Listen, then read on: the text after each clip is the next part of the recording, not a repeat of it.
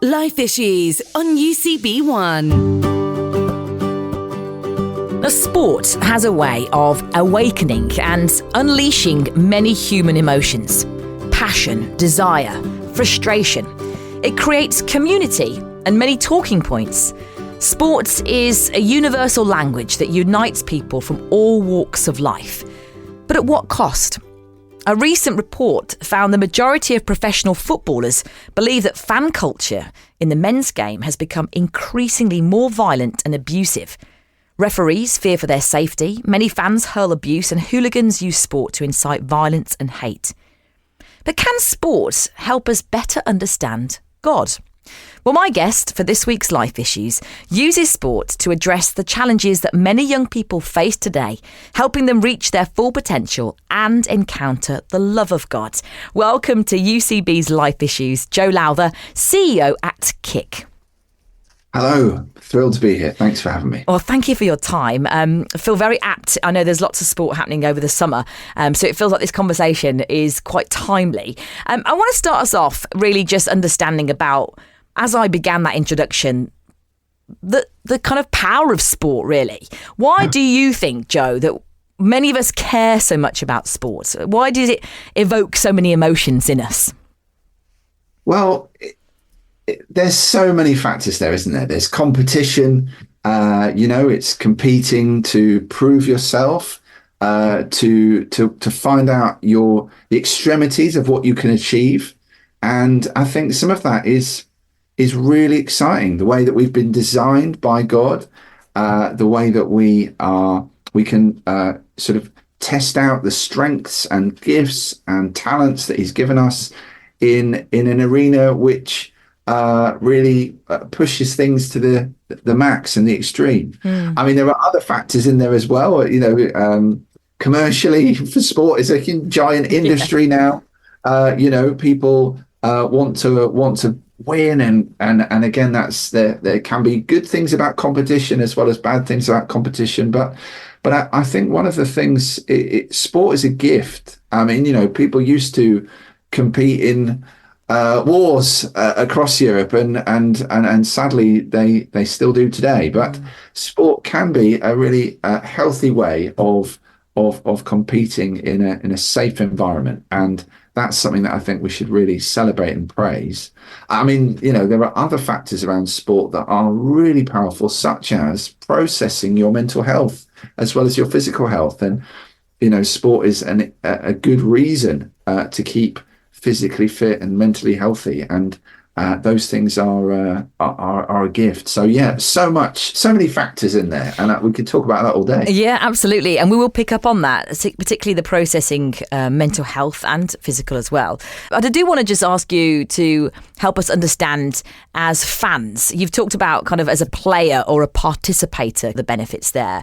But I think there are so many people whose weekend, football, rugby, cricket, golf, it is their central enjoyment. And then there's times of the year like the Euros, the Olympics, the World Cup, where people who would maybe in ordinary life not call themselves sports fans get so excited. I think of my mum. I mean, she isn't someone that follows football, but if there's a game on, an international game, she is vocal, she's so passionate. And there's something about us as fans, as aligning behind a team that really does something to us humans as well. Well, look, we are designed to worship, and if you look at the big stadiums, it's very easy not to get confused that they're churches. Really, we sing, we dance, we chant. We rise up, we sit down, we applaud. There is a scenario there that we're created to worship, and there can be good things about praise. It's good to encourage each other and cheer people on. Those are positive things. But sadly, there is sometimes these are our idols at times as well, and so it's important not to get those things mixed up. But in many ways, sport is such a powerful agent and a great opportunity to live out the dreams you might have had of wanting to lift the FA Cup when, we see Marcus Rashford, Garnacho, Kobe Mainoo, in May lift the FA Cup, and when hopefully we see Harry Kane lift the Euros this summer. And so again, these are what a treat to be a part of other people's experience and talents and skills as they entertain us in expressing those talents on a football pitch or in a tennis court or wherever it is, in the athletics or the Olympics. And so again, it's actually a privilege for us to go and see that. Hopefully, Jude Bellingham and Foden will light up the Euros this summer. Yeah, it is really special, isn't it, when you can come alongside a team and really enjoy the success or maybe the disappointments as well, as we well know as England, Wales, Scotland, all Northern Ireland fans, let's be honest. Keeping with the thoughts around fans, rivalry is obviously a really key part of sport. You need to have it for it to be a competition. It's healthy rivalry, but it can also be dangerous. It always amazes me, Joe, how fans can abuse each other at the league level. They'll have different rivalries within the football, for example, to use that again, or rugby. But then when it's the national team playing on an international platform, they come together with this amazing love and support. But tell us what your thoughts are around why we can be so disparaging, so abusive even towards other fans and players. Right at the beginning of time, it was not good for man to be alone. And so God created camaraderie and team in marriage. And we see that, attachment is a really powerful, an important part of, when people have a baby. Attachment theory is this bond between mother and child and father and child is actually a great thing. And it's something that we can really appreciate and respect, where you attach to your tribe or your nation or your friends or your family.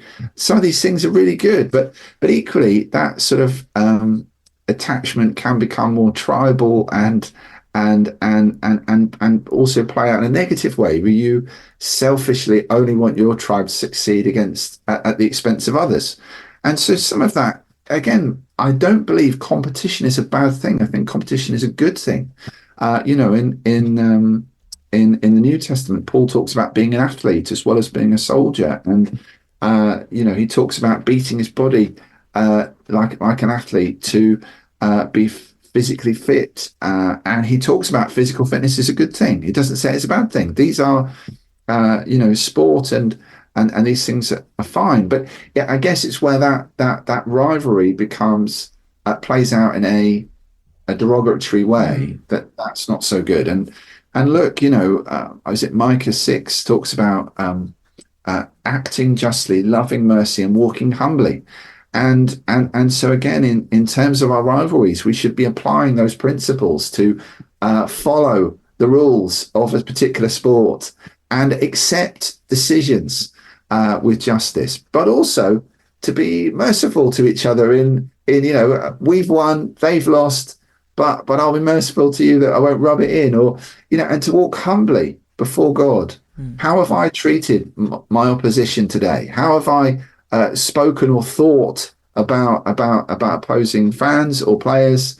Again, these are difficult concepts to apply because, sometimes we're selfish, aren't we? If we're really honest, and we just want our guys to win. But it's important to have a healthy respect and humility towards the opposition. Without the opposition, we've got no game.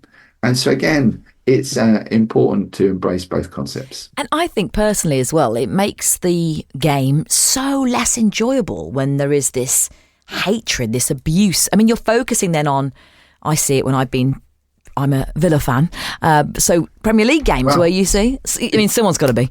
Well, actually, Prince William and Tom Hanks are too, so that's quite nice. But I know, and Champions League next season, here we go. But I see it at the professional level where certain fans will use the game to actually not watch it, but turn around and just abuse fans. And I'm thinking, why are you here? Like, you're not even watching the football. All your energy is going into abusing someone else. And I find it really challenging. But keeping in theme with that, I mentioned in our introduction the increasing concern about behaviour towards match officials, towards players, as well as other fans. Some recent stats show that 10,000 referees have left the game in the last 5 years because of the abuse they receive. Now, we're talking about football here, but it's not just on the professional pitch, but in grassroots games too. And it's not just the players we're talking about abusing refs. This is the fans, the parents of young people. Do you think this is just a football problem? And why do you think it's growing? There's a number of different ways to answer that question. One, firstly to say, is that banter is not always bad. Rivalry and banter is not always bad. Sometimes it's actually a fun way of sussing each other out, and humour and some freedom of speech is a good thing. To say, I like my team the best, instantly could be taken as I don't like your team. But it's a different way of communicating. It's, praising your team doesn't have to be disparaging and abusing others. Being shocked at a decision by a referee doesn't necessarily mean we have to then follow that up with abuse of the referee. So I think there is a tension there about supporting and following clubs, and the feelings and emotion of following matches, that we can be disappointed, elated, excited, heartbroken. These are part of the drama of being a sports fan. I don't think any of us would follow it if it wasn't really about the drama. It's the drama. But equally, it's tribal. It's tribal. And so you want to attach to your tribe, wear the shirt, kiss the badge, praise the players, get involved in the gossip about their lives and what they're into. Again, it's about attachment. But as you say, where it boils over into abuse of others and heavy or criticism that goes too far, that's where I would encourage Christians to be really distinctive about how they treat others. And look, the parable of the Good Samaritan is a great example about how we should care for the opposition. And as I mentioned earlier, to walk humbly before God and show mercy and justice in the way that we respect officials and the difficult and important job they have to do, and essentially administering bad news to one set of fans and good news to others. And if they didn't exist, we wouldn't have a game. And so again, it is important to respect officials. And I was on a call earlier with the CEO of Christians in Sport, Graham Daniels, and he was talking about the importance of fair play and really getting stuck in, but also having that healthy level of respect. And so again, it's important that we express that, and I'd really encourage that. You've drawn out there what the Bible teaches us about, how to live well. And you and I are both followers of Christ, so we are wanting to do that, through our faith journey. But there'll be people listening who don't have faith, don't align themselves with any religion or Christianity. You mentioned how without referees, there is no game. Like, it would be just chaos. So in a way, by understanding the importance of fair play, do you think this is where we can actually help people to see where God fits into our lives? Why do we care about justice and fair play if we're just here by some random accident that's got no meaning? Well, that's right. I mean, it's very fascinating. I've been reading a biography about Diego Maradona, and the hand of God, where he famously handled the ball into the net and pretended he headed it. Why did we have such a visceral reaction to that choice? That injustice of breaking or bending the rules and pretending that he hadn't done that. He, interestingly, however, talks about it as the hand of God. He says, "God help me to cheat." And so it's this fascinating perspective, isn't it, as to, well, what's right, what's wrong? And again, I think we can see played out every week in the Premier League, and we will see throughout the Euros, decisions that are borderline. And, what is the right decision? And these are not always easy things. I don't remember a few years ago, Thierry Henry patted the ball down to be able to volley it in and knock the Republic of Ireland out of qualification for France to go through instead. And again, the poor Irish, they were so angry about this, and rightly so, because it was cheating in order to succeed. And so again, but then would Thierry Henry have looked at it and thought, well, I got away with it, and it's all within the rules of the game. And anyway, these are fascinating things, but sport conjures up, I think, brilliant examples of meritocracy, where essentially it's not about what you look like, your background. Often it's about if you are really good at sport. It is very cutthroat in the professional world of sport, because it's about being the fastest, the best, the strongest, etc. So it's very honest a lot of the time, not always, but a lot of the time. As a meritocracy, it's very honest. But where we have these controversies, it evokes deep pain and sorrow. And why, if there isn't a God with laws and principles and morals, do we care so much? I think it just instantly tugs at something deep in our soul, that we want justice, and justice is important to all of us. But we also want to see success and victory and glory and camaraderie. And again, these are all things that we see and will see further in the fullness of time, as we can read about in Revelation, where Jesus triumphantly arrives and everyone is happy about it. These are shadows and foretastes of essentially what's going to be the most important celebration at the end of time.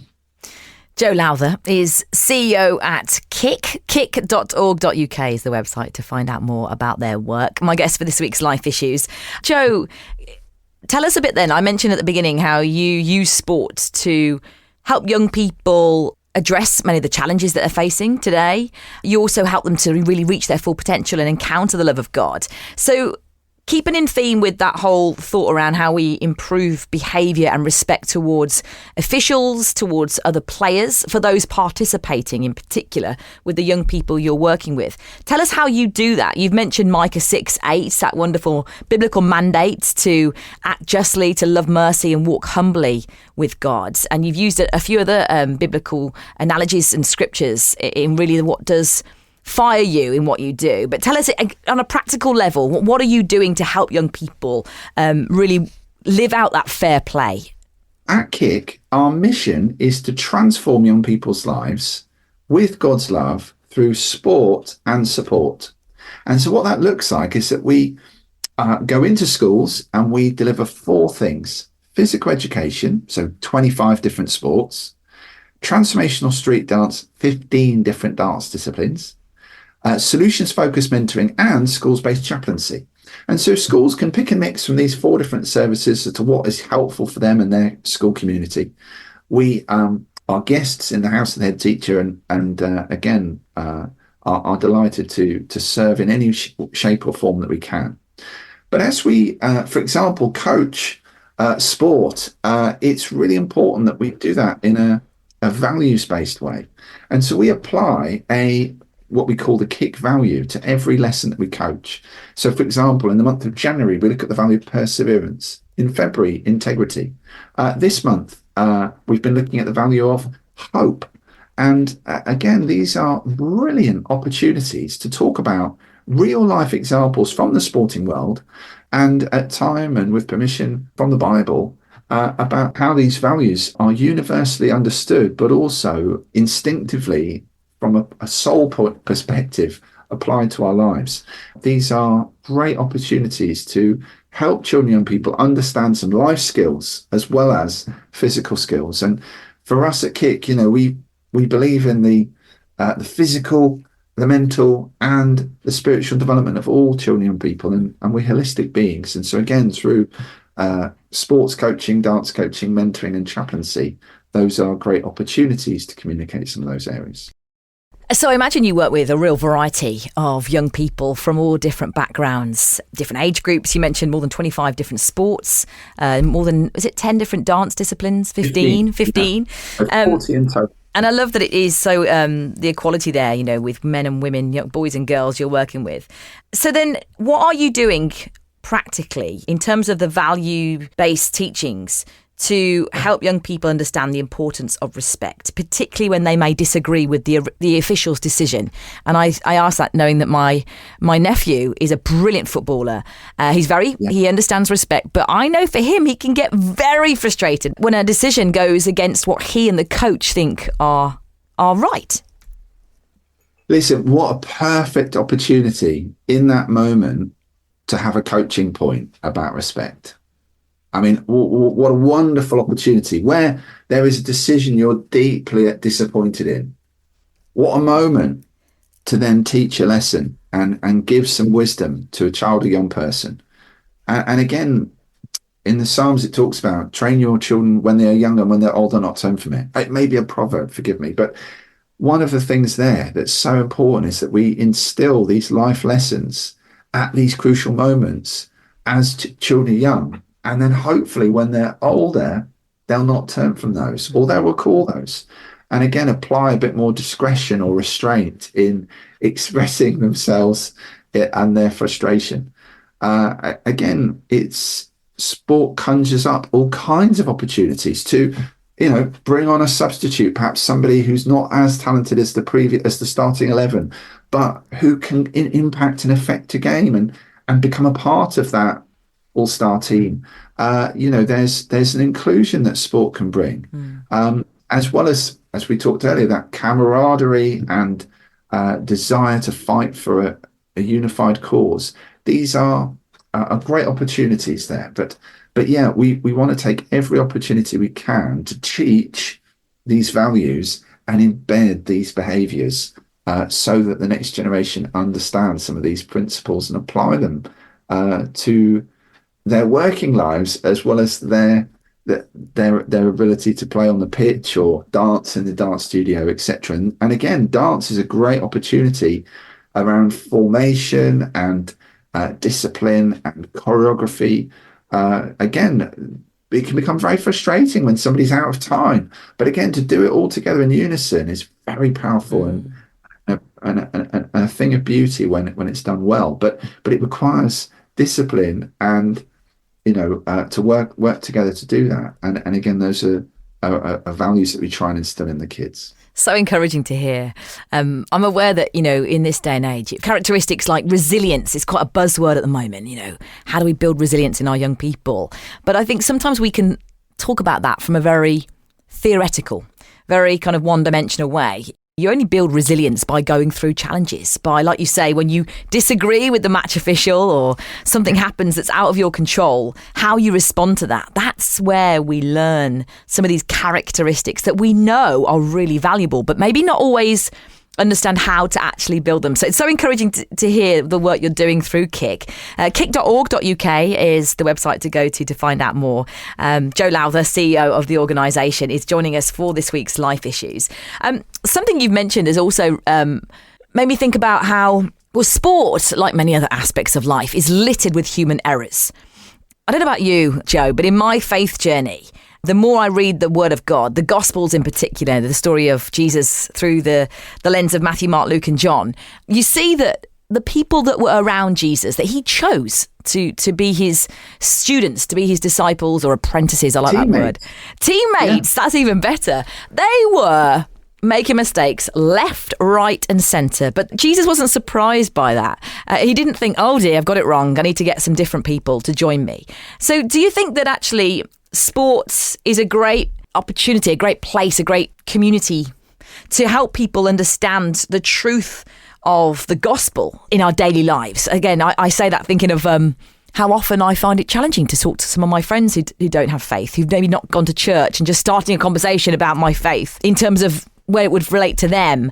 But actually, the fact that we have so many human errors and what we see in the Gospels and Jesus and what he came for. But do you think the sport is an opportunity for that? I mean, how did Jesus build team? How did he relate to teammates as either the captain of the team or the manager of the team, depending on how you want to look at it.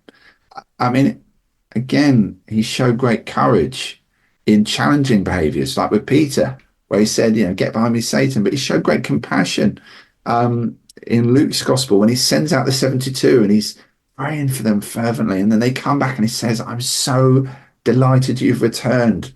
Each one of you I care about.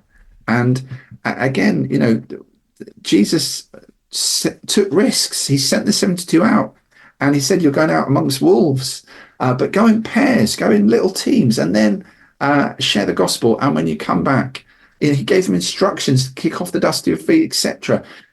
He had a strategy. He had tactics in his direction, but he had love and compassion. But he also wasn't afraid to challenge. And these are great examples of how to operate on a sports field or in a dance studio, wherever it is, in terms of leadership. And Jesus is a brilliant example of that. And we can, in a study of Jesus. I mean, Jesus faced pain. Judas betrayed him. If you like, he defected to another team, and that hurt. And the other disciples couldn't quite understand what had happened when Judas left, but Jesus knew. And the pain of that, when Judas, kissed Jesus to essentially point him out to the Pharisees to go and arrest him, Jesus knew that betrayal. And these are sometimes parts of the drama, aren't they, of following sport, that people choose other teams and leave people in the lurch. And look, we see this at times in our working lives, don't we? And in our family lives, where we feel a bit let down. And so there's real authenticity there. But some of these life lessons from the scriptures, but also from sport, we can see real parallels. And how did Jesus relate to his teammates is a fantastic study to look at. He laid his life down for them. He prayed for them, and he cared. Cared enough to challenge them, cared enough to die for them. And what is it? No greater love hath any man than he who laid down his life for his friends, I think he said. And so again, when we are competing on the sports field, do we give everything to our teammates? When we are cheering on England in the football, are we behind them or half-hearted? Who knows? But again, it's good to give our all, isn't it? And Jesus also helped train them. You see the difference of his teaching as they journeyed through, ready for what was to come later. And it speaks into that discipline that you mentioned earlier. You're teaching young people discipline, which often I think can get muddled with motivation. We can get them a bit mixed up, whereas we don't have to feel motivated to be disciplined. We can choose discipline, whereas motivation is a lot more of an emotional decision. So tell us a bit more about the impact that you're seeing through the work of Kick. You've had some significant growth over the last few years. Yeah, I'm always encouraged, and I do this a lot with our staff team. I say, if our mission is to transform young people's lives with God's love through sport and support, I say, look, have you seen any lives transform recently? And one of the things that I'm really encouraged by is there's always some story that just blows me away. I was talking to one of our chaplains recently. They said, I thought about becoming a church leader, but what other job would I have where I get to preach the gospel to 1,000 children, young people at one school, and then 1,000 at another this past Easter?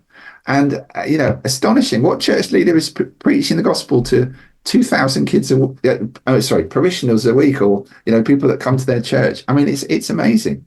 What an opportunity. And so, again, it's something that we are delighted to hear of. We had one of our mentors, he shared a story with me where there was a mentee who was referred to us for mentoring. We worked closely with her, and she confided, after she built trust, that it was the anniversary of a year ago where she left her house at midnight, went to a bridge to throw herself off, and decided just got cold feet and came home, and she hadn't told anyone for a year that she'd had suicidal thoughts and nearly acted on them. And so that sort of existential crisis for her was something that it's not every day that we are involved in an opportunity that's life and death. But for her, it was. And so, again, we were able to work very closely and build a team around the child and work close with the school to provide all the support that she needed. But again, these are important areas. And at Kick, we would view a life transformed in three different parts: the personal development of the individual, their health, their well-being, their talents being expressed. Secondly, the social impact of a community. Seeing young people, operate as a team and care about their local environment and want to make a social impact locally. And then thirdly, the spiritual change of both the personal and the social, for those children, people that don't know anything about God, to understand a bit more, for those that are interested to learn, to explore further, and for those that do have a faith, to see other role models that are Christians that are living out their faith and be encouraged by that. So again, we celebrate all kinds of ways that a life can be transformed in the personal, social, and spiritual, and that's something that really matters to us. You mentioned that sport is a meritocracy. It's all about being the best, good enough to reach the heady heights of success. So how do you then help young people reach their full potential when not all of them are going to become professional sports people? How do you kind of balance that? Of course not. Well, look, when I came to Kick 10 years ago this November, we had 7 staff and we were working with 2,500 kids a week. And every single one of those young people's lives are important. And we had a great opportunity to, as I say, contribute from a values perspective there. But then we've gone on a journey and we've grown from 2,500 kids a week to 28,000 children, young people a week. We've grown from 7 staff to 92. And it has been thrilling to know that every staff member we employ is a new opportunity to work with children, young people, and aim to make a transformational difference in their lives. And so again, these are it's a privilege to work with children, young people in the schools, but we can also train up volunteers from local churches to run what we call Kick Academies, which is where we do some coaching with an inspirational thought from the Bible and then an application of matches or dance routines, depending on what type of Kick Academy it is. And so again, one of the things that we found really moving is this opportunity to engage children, young people where they're at. And then if they'd like to know more, link them up with a church-based Kick Academy to explore some of these additional things. And then if they'd like to know more, see them engaged in local churches. And so again, these are this is part of the privilege of what we do at Kick and the excitement of how we've grown quickly and had the impact and opportunity to hopefully be a blessing to children and people's lives. So you have been sharing how you're using sport to help people understand the love of God, their full potential, but also to address some of the challenges that young people are facing today. And you only need to switch on the news to hear that is a lot, really, particularly around antisocial behaviour, violent crime. We know that knife crime is a real issue here in the UK. How does your work really address some of those challenges for young people? There are many challenges that children and young people face, but what we found is there's this overwhelming sense of hopelessness that children and young people express, and these are evidenced in a variety of different ways. 1 in 3 15-year-olds identify with a mental health condition. 95% of children and people don't attend church at all in the UK. 3 million grow up in lone parent families, and UNICEF identifies fatherlessness as one of the 4 pillars of global poverty. And then 3 out of 5 16 to 24-year-olds would say they feel disillusioned with life. And so these kind of facets all contribute towards this sense of hopelessness. But it's our approach to try to give them a hope for the future as well as a joy in the present. And so we want them to look to the future and be more optimistic and encourage them with real seeds of hope about what is possible.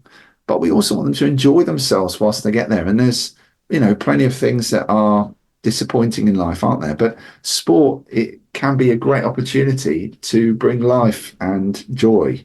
Dance, a choreographed dance performance, amazing opportunity to bring joy. And I mean, again, in terms of our dance disciplines, there's some fantastic ones, street dance, break dance, locking, popping, stepping, house, musical theatre, cheerleading, creative improvisation. New for this year, Brazilian carnival, Bollywood bounce, Pilates, Afrobeats, and Zumba. And so again, there's such joy in expressing. I mean, I'm not a dancer, but for those that have that gift and talent to express it in a variety of different dance disciplines is really exhilarating and exciting. And to do that as part of a team and have that camaraderie, is great fun. And so those are just things that we're keen to bring hope, but we're also keen to bring joy. And also worth mentioning that b-boying or breaking is going to be at the Olympics for the first time this year, much to my twin brothers' delight. They are fantastic breakers. There'll be people listening thinking, well, I just don't get how sports and religion, I'm using it inverted commas, but sport and faith don't mix. Why don't you just stick to the church when it comes to sharing the message of Jesus and the hope of God? Sport's just about playing and helping kids just to get to know each other. Separate them out a bit, Joe. Well, I guess it's a huge misunderstanding there about what the word church means, and I'm assuming somebody's thinking of a building, but church is a body. It's the ecclesia. It's a group of believers together, and the irony is that a third of professional football clubs in England were founded by churches, much like government, hospitals, police force, schools. All these institutions were founded by churches. I mean, it's just ironic, but Manchester United that I support for my, I go for a hard time, but anyway, they're my favourite team. They're called the Red Devils because Manchester City were founded by the Christians. You've got Southampton. They are called the Saints because they were founded by people from St Mary's Church, which is what their stadium is now named after. Tottenham, Bolton, Everton. There's a number of clubs that were founded by churches, and again, it's something that there's a great book I'd really recommend it called Thank God for Football, and it charts some of the journeys and the history of churches founding football clubs as essentially a social response to young men from slums getting inebriated and drunk and getting into all kinds of trouble and fights and imprisonment. And so they wanted to provide something physically fit and active that would give them a reason to get up and not get so drunk on a Friday night on a Saturday to play sport with their friends. And so it was an antidote to alcoholism. And again, at the turn of the century. And so again, what a brilliant opportunity is why unlike rugby, there's Richmond, where I live, we have a rugby club, but we don't have a football team, unlike what people say in Ted Lasso, because it's an affluent area. There wasn't a slum at the time. They didn't need to set up a football club. It's where often these football clubs are in urban areas and horts, because those were often where they were founded as a social response to what a number of young men were going through in the dockyards, etc. And again, what a brilliant reaction from the church. So to say that church should stay out of football, or again, Aston Villa, your team. Did you know this? They were founded by a local church, and they founded the Football Association. The FA were founded by a local church team, Aston Villa. And so again, it's an ironic statement to say that. Without the church, there'd be no Premier League. There'd be no Football Association. That's the reality. What an amazing fact. The FA that set up England, William McGregor was the, I didn't know that. I did know, I used to live in part of Birmingham where William McGregor, founder of Aston. I think it's Willie McGregor. He's buried St Mary's Church in Handsworth. And I did learn a little bit about how important the history of Aston Villa is in that. I know it's one of the oldest clubs in the professional leagues. There'll be people listening who are, Christians who are concerned that their young people or their partners, friends, family members are choosing sport over going to church on a Sunday. They see that sport's taken a priority. What do you say to people who are concerned about that? And we spoke to Warren Evans from Sports Chaplaincy. You mentioned, great friend of mine. Yeah, and he is so passionate about really helping the church, like you are, Joe. See the potential in sport being the mission field, and you don't have to compete with a Sunday morning in a church community with choosing sport as well. Yeah. Well, look, we get this, and our first Kick Academy at Kick 20 years ago was founded because a local vicar had 3 sons, the late great Trevor Patterson, and he saw this a mile away, thinking, "Goodness, we're going to have these 3 boys are going to want to play sport on a Sunday morning, because that's only really where now sport all happens." And so he worked closely with some brilliant guys from Youth for Christ and an inspirational coach called Tom Rutter. And they founded a Kick Academy. But Trevor went into church one day. He said, "Guys, we need to change the time of church for the sake of our young people." And so instead of 10:30, they're going to come in at 10, do Sunday morning Sunday school. And at 11:30, all the kids went out to a Kick Academy, where they did some coaching with an inspirational thought from the Bible and then matches. And what was brilliant about that was, instead of it being sport versus church, it was sport and church side by side. And so at 1:00, all the kids and the families could go home for Sunday lunch together. And so it was like reinventing Sunday school, including a physicality aspect to church. And I don't know about you, but for me, church was really boring at times as a kid. But I would play football in the garden with my best mates after church, and that was a real draw for me to come at all. And so again, whilst children and young people are finding their feet and understanding faith and trying to connect with Sunday school and education of what God looks like, sport can be a great opportunity to engage. And as I mentioned earlier, we want them to have joy in the present as well as a hope for the future. And sometimes churches, I think, can be environments that are only about the hope for the future, and they're not as enjoyable as they could be for children and young people. And so, look, if you put a gun to a young person's head and you say you can go to sport or church, which choice they're going to make? And look, the reality is that you're 7 times more likely now to be playing sport on a Sunday than going to church in the UK. Now, I think that's a tragedy. Why does it have to be one or the other? Why can't it be both together? And so we're seeking to help churches to run Kick Academies to enable them to offer both sport and church side by side. And so again, if any of your listeners are interested in how do we set up a Kick Academy, please make contact with us on our website, and we'd be really excited to look at ways that we could help you around setting up a Kick Academy. Kick.org.uk is that website. Joe Lowther is the CEO of Kick, my guest for this week's Life Issues. And just on a final thought from me on that, I've got adult friends who say, I have had a busy week at work. I've been probably sat at a desk far too much. And the thought of just going to sit and listen to someone for an hour and a half on a Sunday morning is not appealing when it comes to a formal church structure. And please don't hear me wrong. I know there is great wisdom, beauty, community that is in the kind of traditional church meetings. But if it was, a sport, if it was maybe meeting out in, a forest or woods for a walk and then getting around the campfire with the Bible, that's the kind of church where they say, I'd come to that. And I think you're giving us food for thought on really on not limiting God to four walls of a building or to a couple of hours on a Sunday, but seeing God in all aspects of life, particularly in the beauty of sport, as we started off talking about, in the universal language that sport provides for our world, and the connectedness that we feel in participating or being spectators and fans. It's a really helpful thought. So thank you so much. I was just thinking that sport and physically expressing our talents and gifts is worship. It is worship. If we do it well, it's worship to the Lord.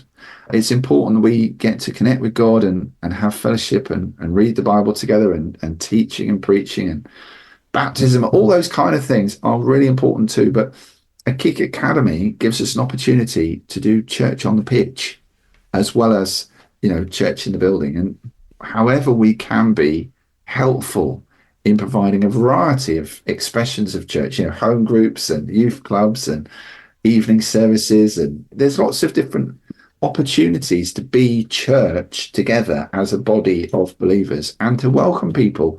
And Alpha Course is, a great example. But again, the opportunity to invite unchurched children and people to church through a Kick Academy is a much less scary scenario to do it. To come to a Kick Academy, sometimes come into a big ornate Gothic building is terrifying for non-Christians. Sometimes it's terrifying for Christians. But again, these are just a variety and having different opportunities and to welcome people to meet with Jesus and his people. And that's a privilege that we get to do in church. Well, if you are interested in hearing more about the work of Kick, who are working to transform young people's lives with God's love through sport and support, kick.org.uk. Joe Lowther, CEO, thank you so much for joining us on UCB1's Life Issues. Thank you so much. You've been listening to the Life Issues podcast with me, Helen Lea. My thanks to Rebecca Smith for helping produce this week's episode.